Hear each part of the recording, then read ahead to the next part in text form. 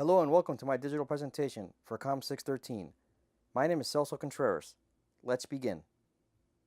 The uh-oh moment in strategic communication, from my own experience, is a lack of clarity in the communication and implementation of a new company initiative.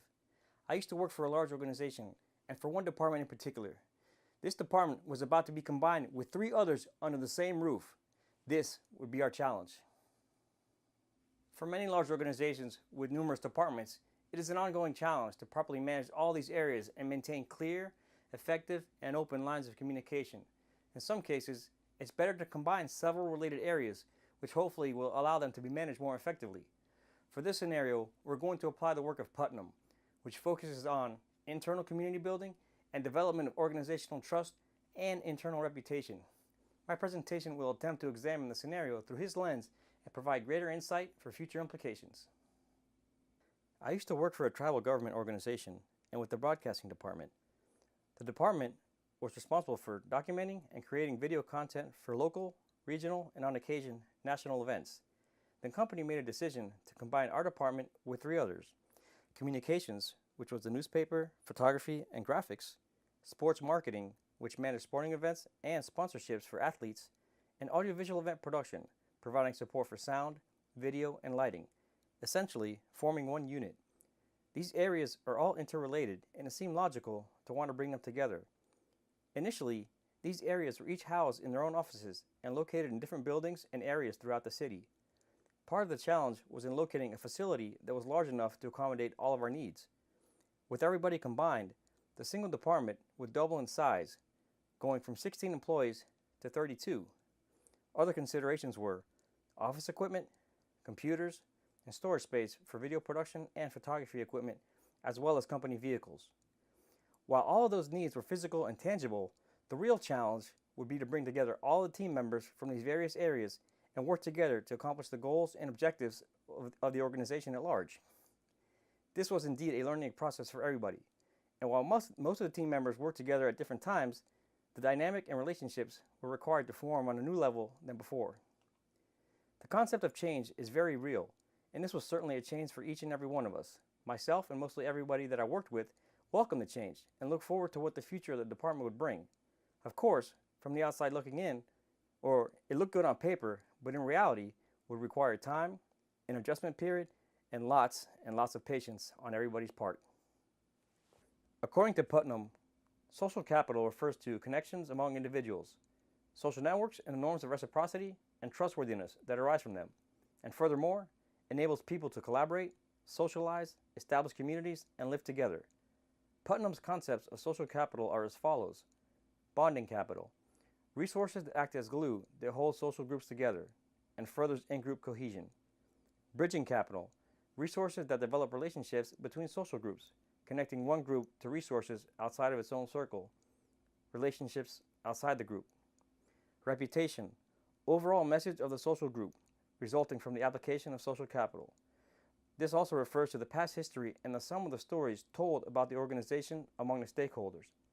Trust/mistrust, perceived goodwill of the social group resulting from the application of social capital, refers to the future expected behavior of the organization, what is believed and expected of it.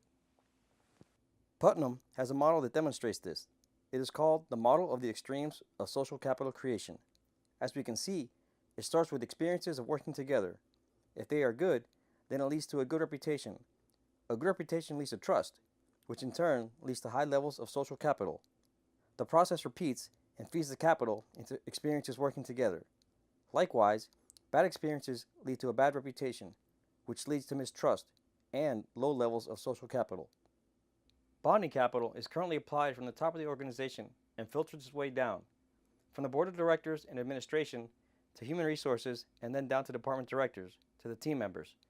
This includes the mission, values, purpose, and vision, the big picture. Bridging capital is currently applied from within the departments and outward from there, from team members to their respective department directors, and then to other departments and back to upper management and administration. It is created, maintained, and communicated from within one group initially and extends out. The impact of these applications of social capital on reputation. Positive experiences equal good reputation. Negative experiences equal a bad reputation. Positive aspects include strong connections, great attitudes and workplace environment, culture, and working together. Negative aspects include creating misinformation or rumors, forming cliques, not following rules or procedures, and the inability to foster relationships. Good or bad reputations can create the perception of a strong employee network or one that is weak. The impact of these applications of social capital on trust or mistrust. A positive reputation equals trust. A negative reputation equals mistrust. Positive aspects include an emphasis on values, respect, credibility, and stability. Trust takes time to develop, but is invaluable once it is attained. Negative aspects include low employee morale, difficult or challenging work environment or atmosphere, and a lack of confidence among members. Mistrust affects all members and paints a bad picture of the organization. Here are strategies for future and possible ways that the organization could use social capital. Strategies to develop bonding capital. Maintain open, clear, and consistent lines of communication. Identify new channels, outlets, and mediums to deliver information and messages, and connect with departments and team members. Plan team-building activities within each department and between several or all of the departments. Strategies to develop bridging capital. Training and workshops between related and even unrelated groups. Group collaboration. Happy hours and events outside of the workplace. Foster support and share resources. There is strength in numbers, and combining efforts can lead to greater success. Strategies to develop reputation through the application of capital. Eliminate misinformation, gossip, rumors, and small talk. Promote and foster positive relationships, interactions, and connections. Set a positive example from above through actions, not just words. Strategies to develop trust through the application of capital. A positive reputation equals trust. Foster morale, honesty, respect, and cooperation. Deliver and follow through with initiatives. This helps establish a positive track record. In conclusion, Putnam's work in social capital is valid for any organization and can have either positive or negative implications.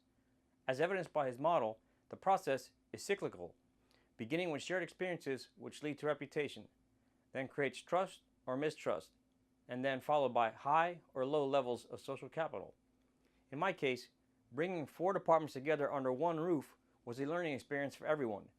Going forward, I now understand the value of social capital, which focuses on the relationships and connections of any group. It is an ongoing process that must be nurtured and maintained. Thank you.